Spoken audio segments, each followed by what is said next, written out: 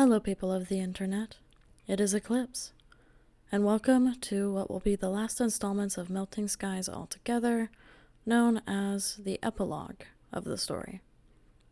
If you would like to see more of these characters, I do have other stories that continue or go backwards. Without further ado, let's dive in.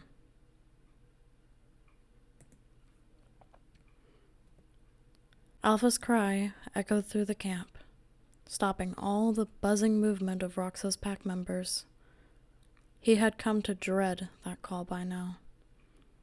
Roxo stared on as two young wolves were brought to the center of the clearing. Cappy and Malcolm, both descendants of the once great hunter and fighter, Rygian. Speak of the devil, the blinded wolf sat next to Roxo, staring forth with eyes that no longer existed. Roxo could still remember the day the broken wolf crawled his way home. His face was bleeding so much, it was leading soul snares to their camp. The Golden Beta never elaborated on what happened, just that whoever had killed Parla had been punished. Alpha was stricken with fear and grief at the sight of the Beta, after realizing his eyes were completely gone, torn out of his head. When that coward had returned to the pack that day, Roxo could smell three distinct things on him: the smell of blood, his sister's faint but very recognizable smell, and something else he very much couldn't recognize. Rygian was demoted from being Beta, and Bora took his place. Bora did the job well enough, until he was killed by sickness a few seasons back. Now it was some other poor sack of flesh that had to keep up with Alpha's constant demands. The leader had been worn down with time, and from the way Roxo saw it, time had also turned the Alpha mad. Roxo made sure to never let him forget that he banished his sister for the misfortune of being born blind. However, the Alpha never did the same to Rygian after he had lost his sight and became useless to the pack, arguably more useless than Minnow was. For seasons, all the golden-pelted male would do was sit in his den and shout across the clearing to whoever he felt like criticizing. Roxo felt immense rage at the blatant double standard. Alpha argued that Rygian could pass on his genes and offer advice to the offspring. But Rygian was truly useless, and clearly didn't care for the pack the way Minnow once had. It was a disgrace to even compare them, let alone think Rygian was somehow better than his sister. He missed her so much. They had all gotten old, Roxo included. His mind often wandered to strange, fuzzy, and sometimes terrifying visions of the past. Dark fur, spilled blood. What he had done to her that day haunted him constantly. As much as he hated Rygian and Alpha for making Minnow's life hell, he also had himself to blame just as much as the rest of the pack. Frequently, the gray elder male would dream up innocent memories of Minnow and the rest of his siblings, playing together as his mother watched warmly from afar. Minnow would always jump out of the way when he leapt for her, sensing him coming. She would also gently smack him on the nose whenever they started getting bored. As a pup, it annoyed him, but later on he thought back on those memories with great warmth and happiness. Other times, his mind would summon up all of his mistakes in the form of a nightmare.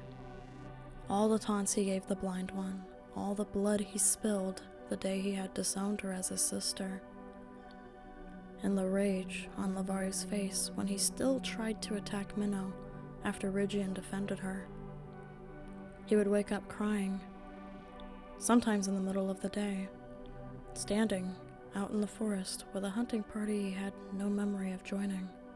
He knew his mind was slipping more and more the older he got, into a place of memories and distant hopes. Spans of time would float by. He would blink, and an early morning start would suddenly turn into night. As Alpha made the command for both of Rygian's children to fight each other, he came out of his thoughts to see how his champion would do.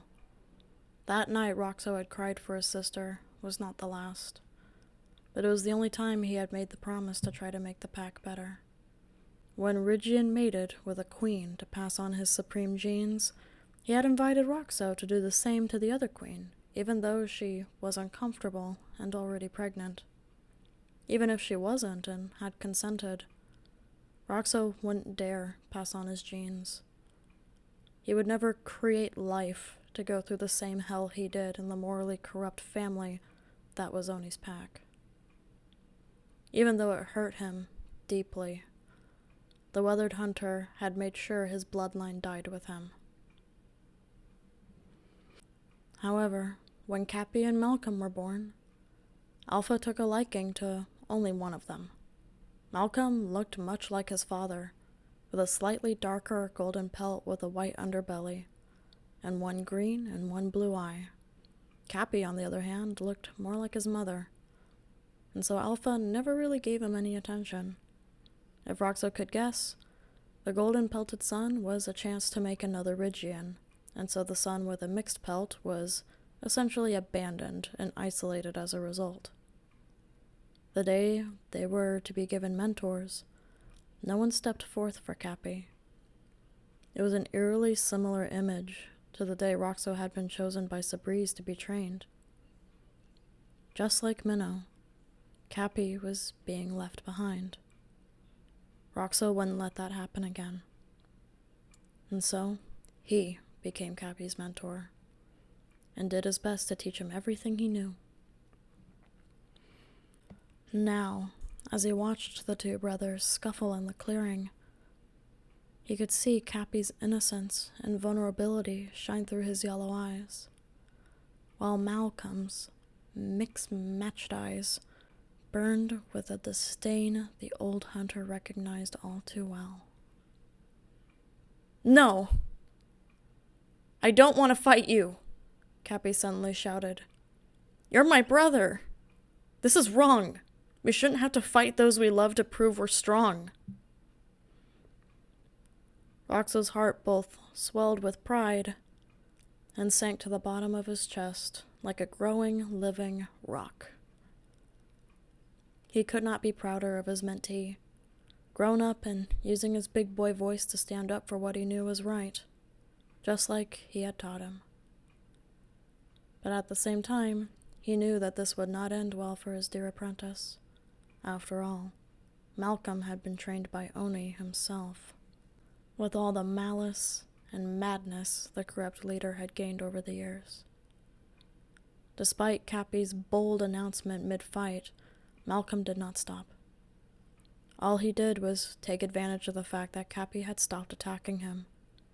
With a swift nip, he tore flesh out of his kin and pinned the more innocent beneath him as he cried out in pain. "You're not my brother!" Roxo's body shook next to Rygian with a grief to drown worlds. That anger, that voice, that statement.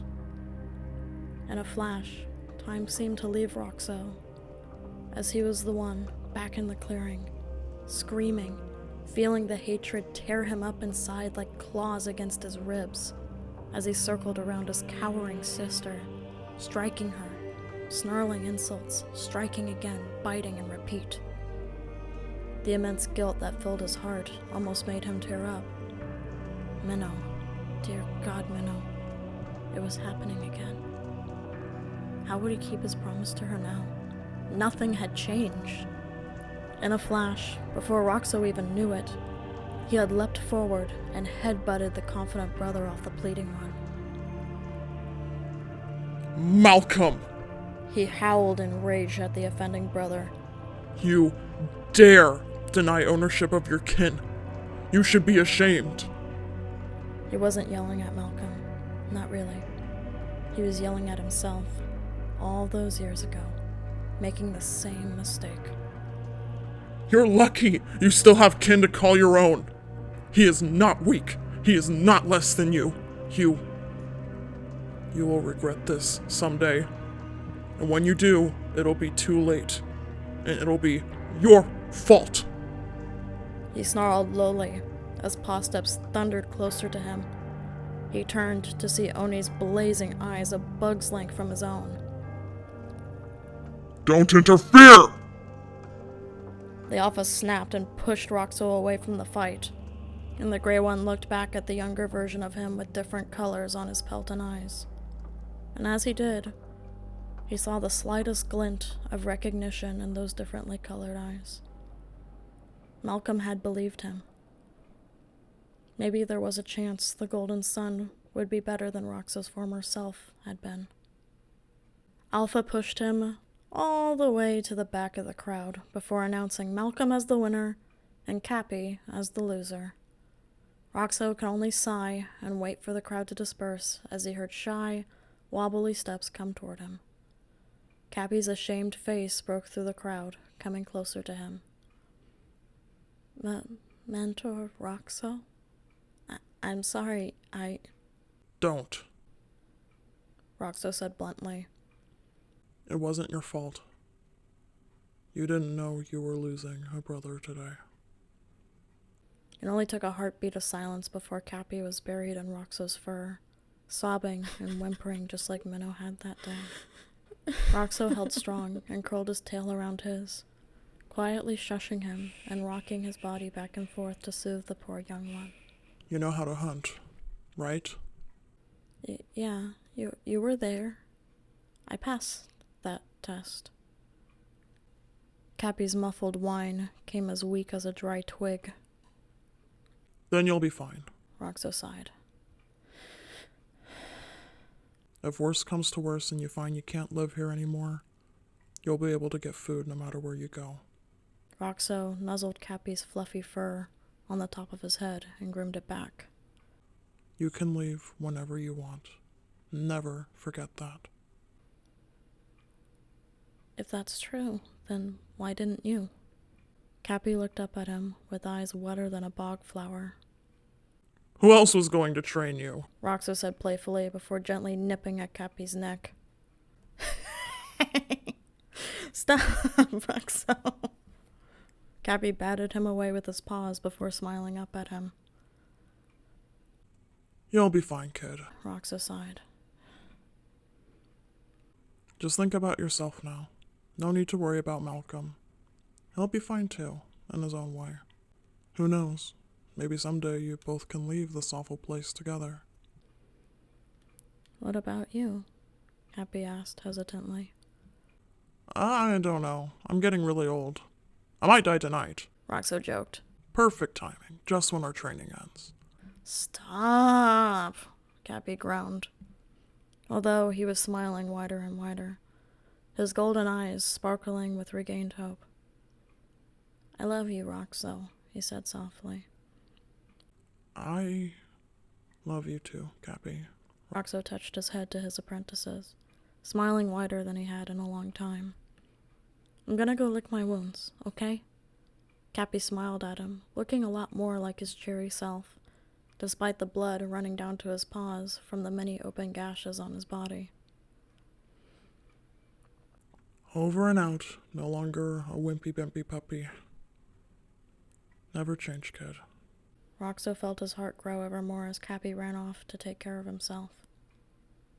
As the rest of the day passed, Roxo couldn't stop smiling. He had finally done it. He had made the pack better. For one wolf, but still. He felt that he had kept his promise. It didn't change what he did, but it hopefully would begin a kindness that wouldn't just die with him. Cappy could change the tides of this pack for the better, or flee like Minnow did. He wouldn't be disappointed either way. He had raised a strong, ambitious, funny, charming, adorably pure wolf. He could not be prouder of him. As the sun started to rest between the mountain range to the far left of the cliff, Roxo felt himself relaxing more and more in his nest, until Rydian got up and accidentally kicked him on his way out. Sorry, old chap. Rydian tutted as he walked away, head lifted high and tail swinging with smugness that didn't belong to him. Roxo had raised his children, not him. Roxo sat up, his peaceful rest now disturbed. He looked up to see a sight he hated. One of the old fighters was mating with one of the queens. She didn't look very happy, her eyes empty as the male repeatedly bit and pressed against her. Is that what Minnow would have had to do if she stayed? He shuddered at the thought. The wind drifted his way, and he caught the hint of a horrible smell coming from the queen's nest. It had been a while since the nesting had been changed, but Roxo could tell that what he was seeing contributed to the stench. His muzzle scrunched up and wrinkled in disgust. He hated this smell. But strangely, he had a feeling he had smelled it before. As he closed his eyes to think, he went back in time through all of his memories where he had smelled something horrendous like that, even with his mind skipping and twirling like a half-winged butterfly. He got the gut feeling he had to figure out where he smelled that reeking odor before. The rotting deer corpse, no. The bloated fish, no. The smell of a dead soul snare, close, but no. Then he felt his blood run cold as feeling left his legs. That horrible smell was the one he couldn't recognize on Ridgian the day he had returned from his mission. He smelled blood, his sister's scent, and that was the smell of mating. How had no one else caught it? How was he just making this realization now? After years, so many years later. Minnow's scent, blood, and mating. That could only mean one thing. Roxo's legs went from cold and shaking to tight and burning red hot. That's what he had done that day. He had violated his sister. Burning fury, boiling rage, no words could describe how the old hunter felt. Ridgian was not just a Hazbin waste of space. He was a monster. Roxo squeezed his eyes shut, trying to control his huffing, almost gagging gasps for air.